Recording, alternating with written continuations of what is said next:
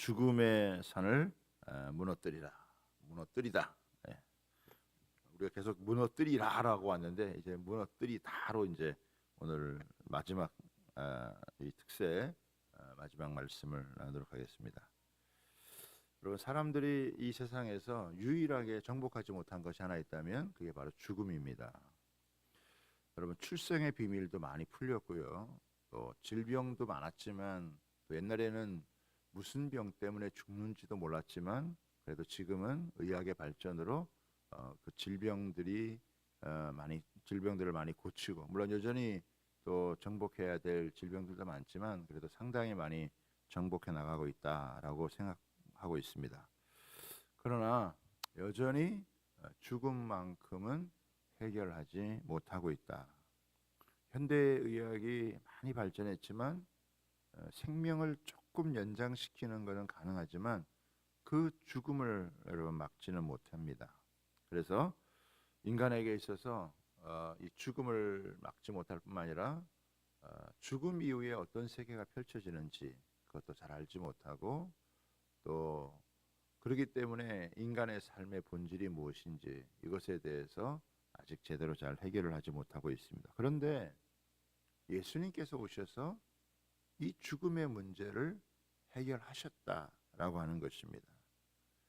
예수님은 과감하게 이 십자가를 지심으로 죽음을 당하신 후에 3일 만에 여러분 말씀대로 부활을 하셨어요. 그래서 부활하신 이 예수님으로 말미암아서 예수님이 가르치셨던 모든 말씀, 또 예수님이 행하셨던 이 기적, 이게 진짜구나. 그리고 예수님이 하셨던 그것들이, 말씀들이 다시 여러분 재조명되는 그런 역사가 일어났습니다. 여러분, 제자들은 예수님이 죽으셨다가 다시 살아나신다, 전혀 상상을 여러분 못했습니다. 예수님은 뭐 몇 차례 얘기를 하셨죠. 그럼에도 불구하고 제자들은 이게 귀에 들어오지를 않았어요. 심지어는 예수님이 그렇게 비참하게 죽으셨는데 다시 살아났다, 여자들이 그런 이야기를 해도 잘 들어오질 않았어요. 믿을 수가 없어요. 그만큼 예수님의 죽으심에 대한 것이 너무나 제자들에게는 큰 충격이었고, 그 충격의 후유증이 계속해서 여러분 이어지고 있었습니다. 예수님께서 죽으실 때 그냥 죽으신 게 아니잖아요. 너무 무기력하게 죽으셨고 너무 비참하게 죽으셨고, 그것을 바라보는 그 여인들도 너무 가슴이 아파하고 너무 안타까웠기 때문에 여러분 슬퍼할 수밖에 없는 그런 상황이죠. 자, 오늘 말씀에 보면요, 이 여인들은 그래도 예수님의 그 시신에 향유를 부어드리려고, 바르려고 무덤을 찾았어요. 그러니까 이게 남자들은 좀 이렇게 이성적으로 대처를 하는 것이고, 여성들은 상당히 이렇게 감정적으로 대처를 하는 거예요. 제자들의 생각은 이제 뭐 다 끝났다, 이제 더 이상 이제 어떤 희망이 없다, 이런 생각을 가졌던 것 같고, 여자들은 그래도 아직은 우리가 포기할 수가 없다. 예수님의 시신이라도 이렇게 그 향유를 발라드려야 된다. 왜냐하면 예수님의 죽으심이 너무 급작스럽게 이루어진 거잖아요. 그래서 그 잡히시고 뭐 재판답지 않은 재판을 받으시고 바로 십자가 처형을 당하시고 하셨기 때문에 뭐 미리 준비하거나 손 쓸 수 있는 이런 시간이, 물론 예수님이야 의도적으로 이 죽음을 향하여 나아갔지만 뭐 제자들과 그 따르는 여인들은 뭐 전혀 준비가 안 된 그런 상태니까, 아마 이렇게 향유를 준비해 놓다가 안식일이 끝난 다음에 이제 이 우리로 하면 이제 주일 새벽이죠. 주일 새벽에 예수님을 이제 찾아가게 되어진 거예요. 그런데 제자들은 어떻게 하고 있느냐, 여러분 보세요. 제자들은 여기 한번 보시기 바랍니다. 10절을 한번 보세요. 10절에 보면 마리아가 가서 예수와 함께 하던 사람들이, 이게 제자들이죠. 제자들이 뭐 하고 있습니까? 슬퍼하고 울고 있는 거예요. 제자들이 지금 뭐 하고 있습니까? 이 남자들이 지금 모여가지고 뭐 하고 있는 거예요? 슬퍼하고 울고 있는 거예요. 그 충격에서 벗어나지 못하고 있다는 것을 여러분 보여주고 있는 것이죠. 아마 제자들 생각은 그렇게 했던 것 같아요. 예수님께서 놀라운 기적도 행하시고 정말 엄청난 귀한 말씀을 전해주시기 때문에 점점 사람들이 많이 예수님을 믿게 되어지고, 그렇게 되어지면 다시 이스라엘이라고 하는 나라가 세워지고 로마의 정권에서부터 독립을 하게 되어지고, 그래서 하나님의 나라가 이스라엘 가운데 이루어진다, 이렇게 생각을 했는데, 아니 예수님께서 갑자기 이렇게 붙잡히셔가지고 비참하게 죽으시는 모습을 보니까 이게 뭐 너무 큰 충격이고, 그리고 이게 모든 것이 다 끝났다라고 이렇게 생각을 하고 있으니까 이게 뭐 도무지 어떤 희망을 찾을 수가 없고, 그동안 예수님만 바라보고 달려왔는데 자신들은 무엇을 믿어야 되고 무엇을 의지해야 될지 아무런 소망이 없어진 거잖아요. 그러니까 그냥 슬퍼하면서 눈물을 흘리고 서로 그냥 이렇게 뭐 누가 누구에게 말을 제대로 하지 여러분 못할 그런 상황이 되어져 버린 것이죠. 여러분, 이 제자들은 예수님을 하나님의 아들로 믿은 거잖아요. 그렇죠? 하나님이 보내서 이 땅에 오신 예수님이 하나님의 아들이시다, 이걸 믿었단 말이에요. 그런데 하나님의 아들이 어떻게 죽을 수가 있냐? 아니 하나님의 아들이 어떻게 이렇게 비참하게 무기력하게 죽을 수가 있냐? 이게 받아들일 수가 없는 거예요, 제자들의 입장에서는. 그렇죠? 그 예수님이 저렇게 비참하게 돌아가시면 그 예수님 믿던 우리는 뭐냐? 에? 아무 희망도 아무 기대도 할 수 없는, 그러니까 그냥 슬픔에 사로잡히고 두려움에 사로잡히고 공포에 사로잡히고, 예수님을 저렇게 잡아 죽였던 저 사람들이 우리 예수님을 따랐던 우리도 잡아서 죽일 게 아니냐, 이런 막 두려움, 이런 막 공포, 이런 것들이 사로잡혀 가지고 집에 모여 가지고 그냥 문 꼭 닫고 그냥 서로 그냥 슬퍼하고 눈물을 흘리고 있는 거예요.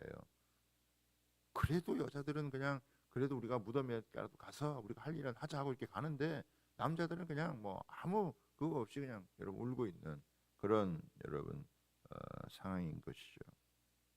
자, 이런 걸 보면요, 사람의 생각과 하나님의 생각은 완전히 다른 것 같아요. 그렇죠? 사람의 생각은 뭡니까? 이 제자들의 생각, 예수님을 가장 잘 안다고 하는 이 예수님을 따라다니면서 알았던 이 사람들의 생각은 뭐냐? 어떻게 하나님의 아들이 죽을 수가 있느냐라고 하는 거예요. 그런데 하나님의 생각은 뭡니까? 사람의 생각과 하나님의 생각이 완전히 생각이 다르고, 여러분 그 계획한 바가 완전히 여러분 다르잖아요. 그 하나님의 생각은 여러분 뭐예요? 하나님의 아들이신 예수님이 죽지 않으면은 인간의 죄가 해결될 길이 없다는 거예요. 그러니까 예수님의 죽으심을 통해서 우리에게 보여주는 가장 중요한 사실이 뭐냐?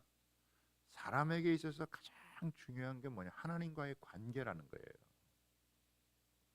근데 하나님과의 관계를 막고 있는 게 뭐냐? 그게 바로 죄라고 하는 거예요. 불신이라고 하는 거예요. 이 죄라는 것이 그냥 해결될 수 있는 게 아니라는 거예요. 이 죄가 그냥 뭐 없어져라 한다고 없어지는 게 아니고, 이거 내가 어떻게 해결하려고 해서 해결할 수 있는 게 아니라고 하는 거예요. 하나님의 아들 예수님이 죽지 않으면 해결이 안 되는 거예요. 그러니까 제자들의 입장에서는 어떻게 하나님의 아들이 죽을 수 있느냐라고 하는 생각이었고, 하나님은 하나님의 아들이 죽지 않으면 너희들이 갖고 있는 죄가 해결되지 않고, 죄가 해결되지 않으면 하나님과의 관계가 회복되지 않고, 하나님과의 관계가 회복되지 않으면 어떻게 되겠어요? 하나님이 우리에게 주시는 모든 은혜와 복이라고 하는 거냐, 받을 수가 없는 거예요. 그러니까 하나님은 어떤 희생을 치르서라도 여러분 예수님을 희생해서 구원하시고자 하는 하나님과의 이 관계를 예수님의 이 보혈의 피를 통해서 회복하시고자 하지만, 제자들은 거기까지 생각이 미치지 못한 거예요. 이거는 다른 말로 하면은 내가 무슨 죄를 졌지만 그렇게 큰 죄를 지었나, 이렇게 생각을 하는 거예요.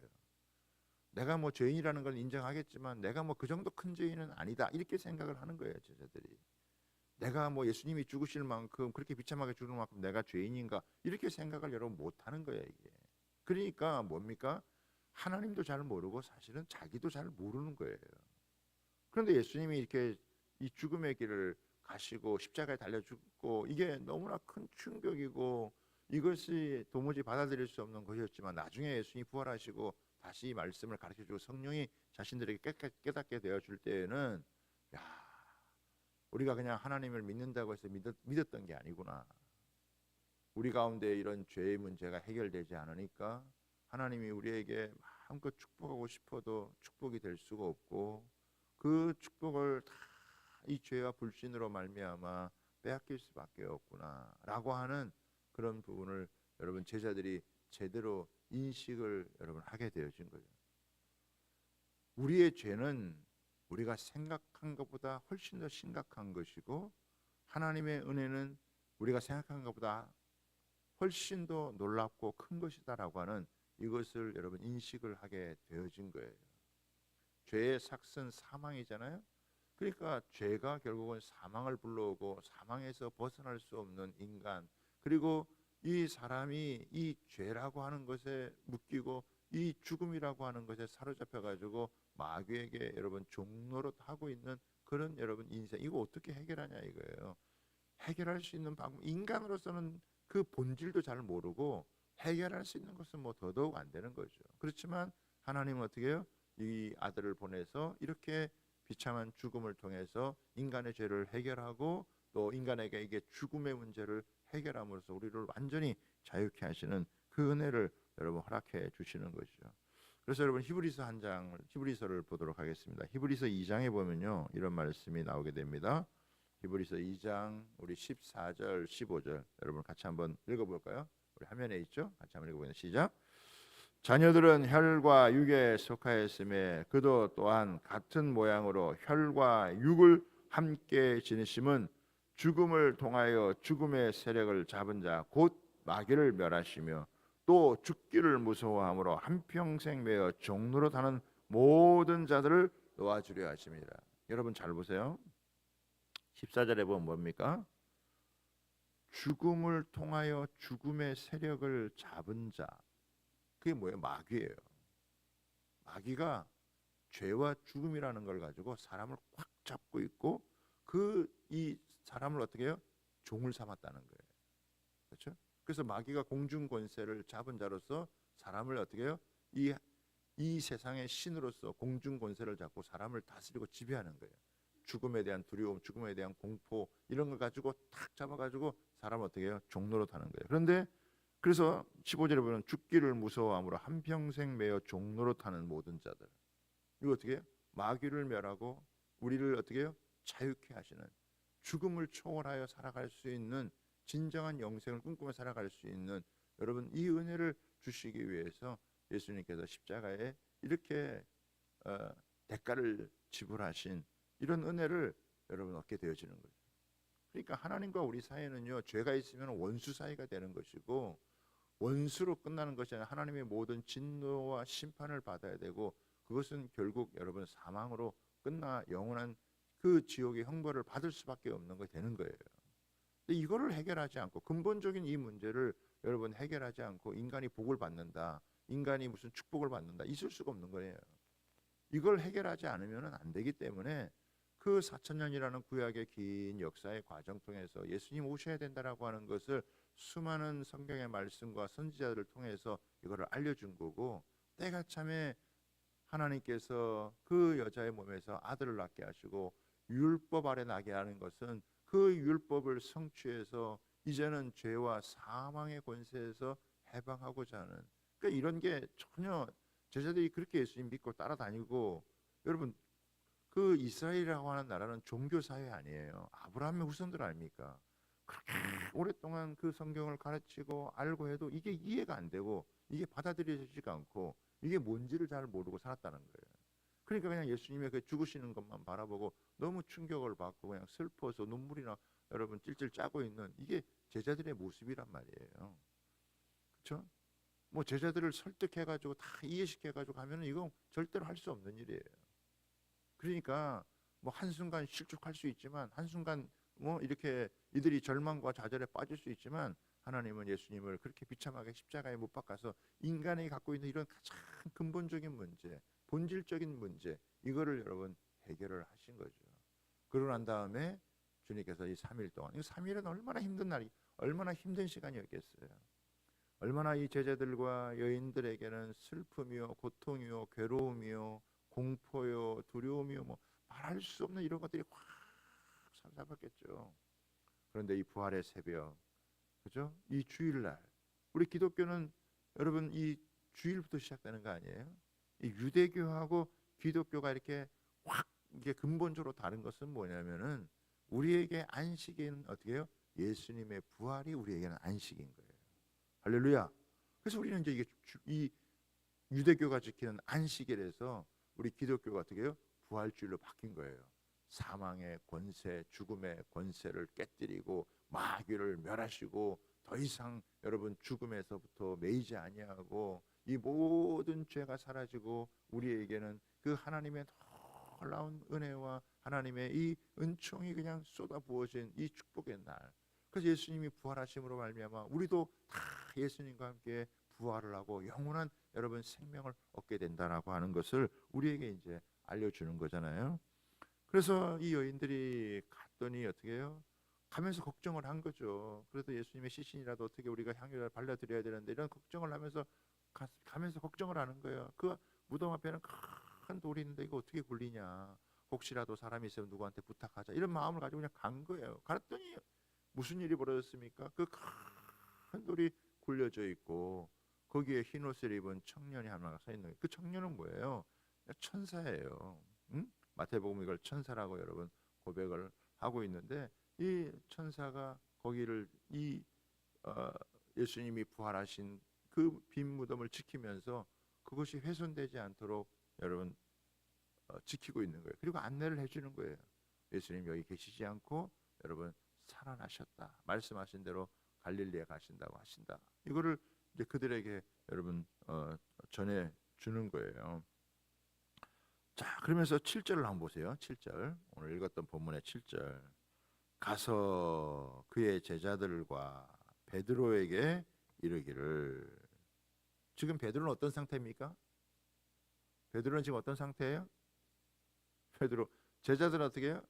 다 도망갔고, 베드로는 어떤 상태예요?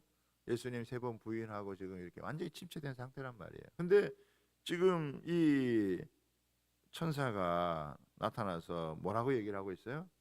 제자들과 베드로에게 가서 예수께서 너희보다 먼저 갈릴리로 가시나니 전에 너희에게 말씀하신 대로 너희가 거기서 배우리라.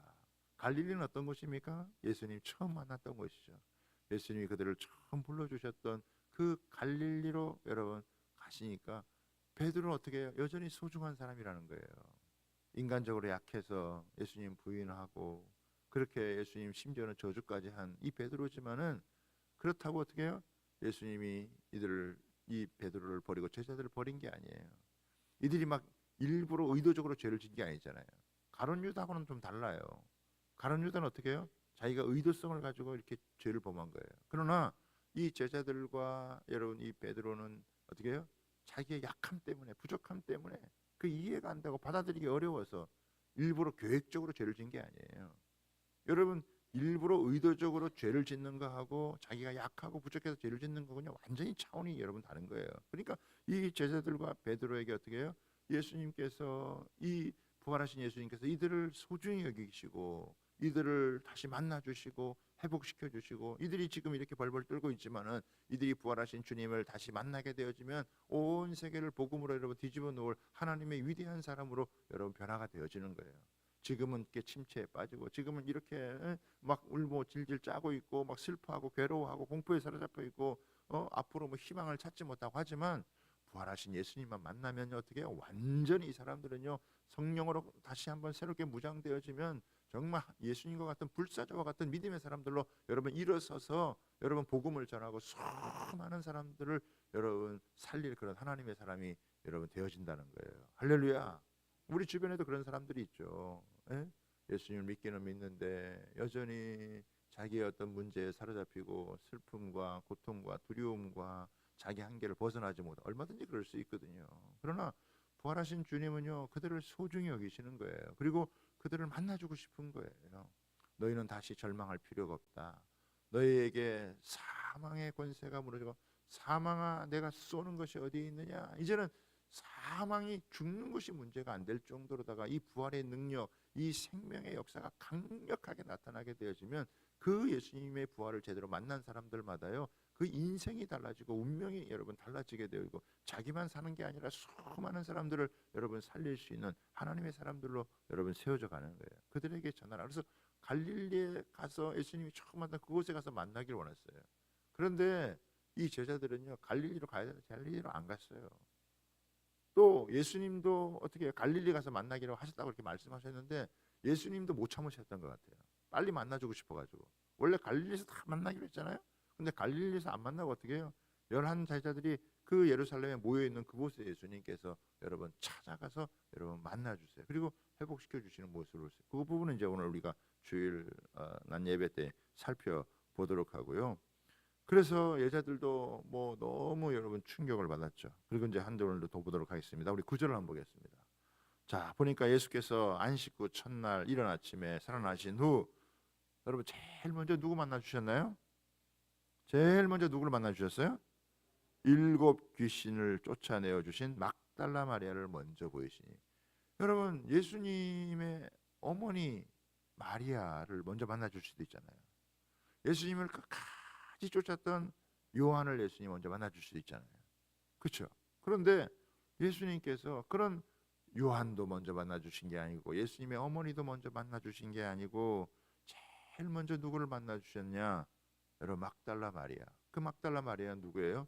7 귀신 들렸던 여러분 여인이에요.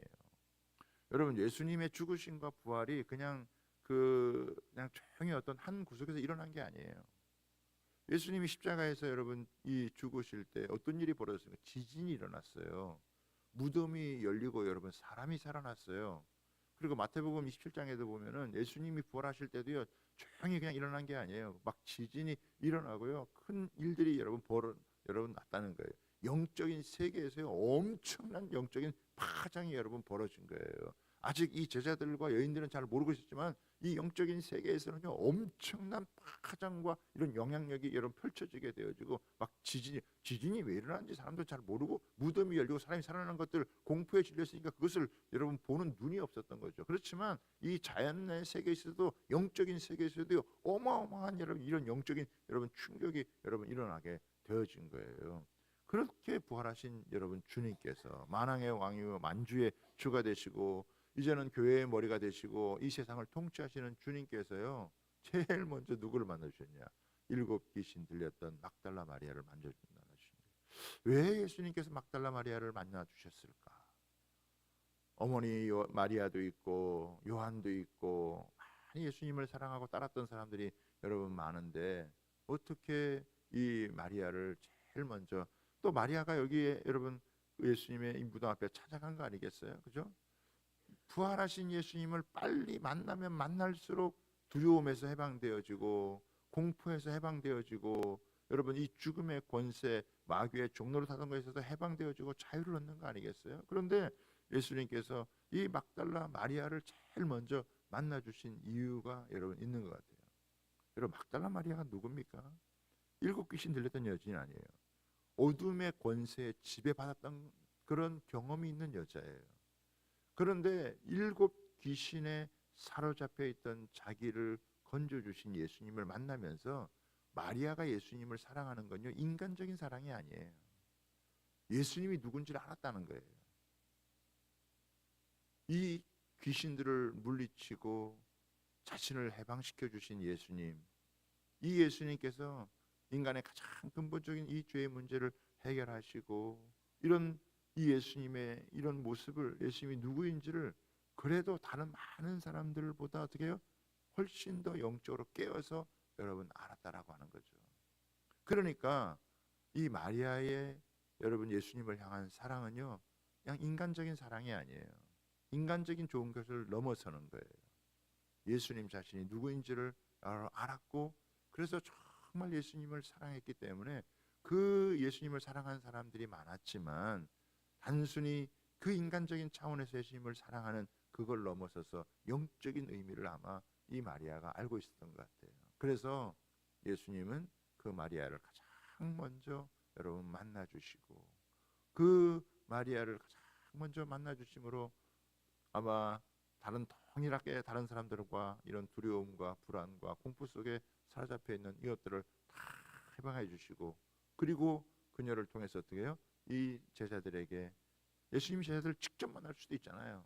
그런데 이 마리아를 통해서, 이 막달라 마리아를 통해서 예수님의 복음을 전하는, 예수님이 살아나신 것을 증거하도록 이렇게 만들어 주신, 여러분, 예수님을 사랑하는 사람, 예수님을 사모하는 사람, 주님은요 그런 사람을 만나 주시는 거예요. 저는 오늘 이 새벽에, 우리가 이 새벽에 나와서 여러분, 우리가 주님을 제대로 만나지 않으면요 제자들처럼요 이 두려움에, 불안에, 희망 없음에, 소망 없음에, 자기 자신에 절망하고 세상에 주는 압박에, 불안과 두려움에 살아갈 수밖에 없어요. 여러분, 슬픔과 우울함에 사로잡혀가지고 눈물 흘릴 수밖에 없어요. 그러나 이 부활하신 주님 조금이라도 일찍 만나면요 우리는요 조금이라도 이걸 미룰 수가 없단 말이에요.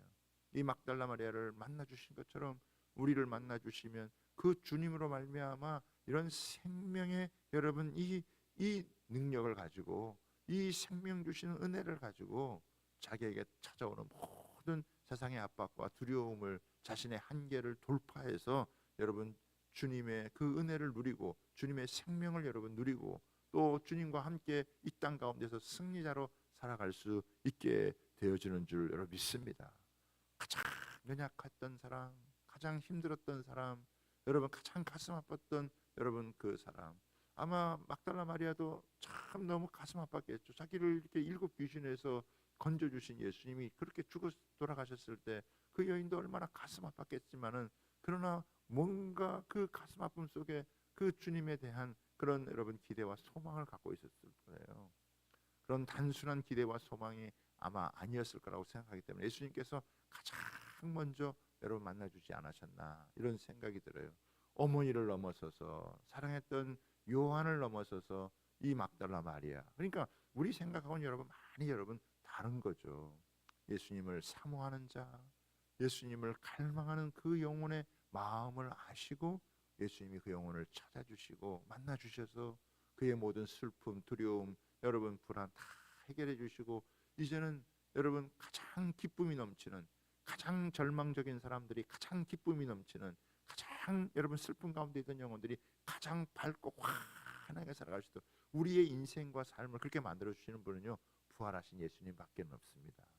부활하신 예수님을 만나는 사람들마다 이런 놀라운 하나님의 은혜 가운데 붙들려 살게 되어지고, 자신을 넘어서서 세상의 이런 죄악과 이런 압력을 넘어서서 이 복음의 능력으로 살아갈 수 있는 이 은혜, 이게 부활하신 주님 만나는 것 아니고서는 무엇이 사람을 이렇게 만들 수 있겠습니까? 아무리 사람들이 절망하고 좌절하고 문제에 휩쓸려 있어도요 부활하신 주님 만나면 이런 소망 가운데, 이런 기쁨 가운데, 이런 영광 가운데 살아가는 은혜가 있는 줄 믿습니다. 오늘 이 새벽에 주님께서 우리 기도할 때 그 부활하신 주님이 내가 너와 함께하고 있다, 내가 너를 붙들어 주마, 더 이상 죽음과 어둠이 너를 사로잡지 못하고 내가 너에게 주는 것은 하늘의 영광이요 기쁨이니 너는 이 땅에 살아가면서 나로 말미암아 즐거워하고 기뻐하며 감사하며 행복하게 살아라. 이렇게 더 이상 근심하지 마라, 더 이상 염려하지 마라, 내가 너의 모든 문제를 해결하고 내가 너에게 가장 좋은 것을 예비하였으니 너는 그 은혜를 누리고 살아라. 우리가 주님과 함께 살아가면 그런 은혜를 누리고 살아가게 될 줄 믿습니다. 오늘도 우리는 부활하신 그 주님, 그 주님을 가슴에 꼭 안고 이제는 우리가 주님 앞에 영광을 돌리며 살아갈 수 있는 그런 은혜가 있게 되기를 바랍니다. 여러분, 마지막으로 천주교의 십자가하고요 우리 기독교의 십자가는 달라요. 여러분, 이게 다 상징이죠. 천주교의 십자가는 뭘 좋아합니까? 예수님 십자가에 달려있는 것을, 여러분 지금도 그분은 십자가를 사용해요. 똑같이 기독교에 있어서 이 십자가가 중요하지만 천주교의 십자가는요 다 예수님이 여전히 달려있는 십자가예요. 우리 기독교가 상징하는 십자가는 뭐예요? 예수님이 안 달려 있어요. 왜? 부활하셨기 때문에. 여전히 예수님 십자가에 달려 있는 거 아니에요. 지금은 그 십자가에서 여러분 자유케 되셔서 여러분 부활하셔 살아나셔서 이제는 장소의 구애도 받지 않으시고 또 오늘 보면 다른 모양으로 여러분 나타나시잖아요. 그래서 처음에 제자들이 잘 몰라봤다고요. 여러분 가장 신비로운 모습으로 주님께서 부활하셨고 지금은 하늘 보좌 우편에서 여러분 통치하고 다스리고 여러분 계시고 우리도 어떻게 해요? 예수님과 같이 가장 아름답고 멋진 모습으로 우리가 다시 부활하게 될 줄 믿습니다. 아마 예수님을 조금 이 제자들이 잘 몰라봤다는 것은 예수님 좀 더 젊어지신 것 같아요. 좀 더 멋있으신 것 같아요. 그렇잖아요. 부활하신 주님께서 그 영원한 생명체를 가지고 하셨기 때문에 비슷한 모습이지만 아마 더 이렇게 부활하신 모습이 새로운 모습이기 때문에 처음에 제자들이 그걸 잘 몰라봤다고요. 그만큼 어떻게 해요? 부활은 신비한 여러분 우리에게 육체를 가져다주고 우리는 영의 부활만 있는 게 아니에요. 우리의 육체도 여러분 부활해요. 그래서 저는 우리 장애인들 특별히 우리 장애인들 같은 경우는 이런 이 마비 그 어려움 그 얼마나 고통스러운 거예요. 그러나 주님의 그 부활을 경험하는 예수님의 재림의 때는 그런 모든 마비가 풀리고 새로워지고 우리가 늙고 병들었고 힘들었던 모든 것들이 다 치유되고 회복되어진다면 얼마나 그게 놀라운 것일까. 그래서 그날의 재림의 그날을 여러분 기대하지 않을 수 없는 것이죠. 예수님이 우리의 첫 열매가 되는 것처럼 우리도 예수님과 같이 다 변화된다라고 하는 그런 소망을 가지고 살아갈 수 있으니까 그 부활 신앙이 우리 속에 가슴 속에 있으면요 우리는 어떤 이 죄와도 싸울 수 있고 어떤 여러분 시련과 어려움하고도 싸울 수 있고 어떤 세상의 슬픔과 고통과도 우리는 싸워서 승리할 수 있는 줄 믿습니다. 그 부활하신 주님을 가슴에 꼭 붙들고 그 예수님을 사모하며 나아갈 때 예수님이 가장 먼저 만나주셨던 막달라 마리아처럼 우리도 주님께서 여러분 더 깊이 만나주시고 더 빨리 만나주셔서 그 주님과 함께 영생의 은혜를 누리면서 가장 밝고 환하게 담대하게 살아갈 수 있는 이 은혜가 저와 여러분 모두에게 임하게 되기를 주님의 이름으로 부탁하고 축복합니다. 우리 두 손 들고 한번 기도합시다. 부활하신 주님, 나는 이제 부활하신 주님과 함께 이 땅을 살아가기를 원합니다. 더 이상 두려움의 종에 또 이 마귀의 하나님 그 손에 붙잡혀서 슬퍼하며 괴통하며 괴로워하는 인생이 아니라 부활하신 주님과 함께 승리를 누리며 기쁨과 평안 가운데 영광 가운데 살아가도록 하나님 우리의 모든 삶을 인도하여 주옵소서. 오늘도 이 은혜를 이 부활절에 충만하게 누리게 허락하여 주옵소서. 우리 주여 부르기도 합니다.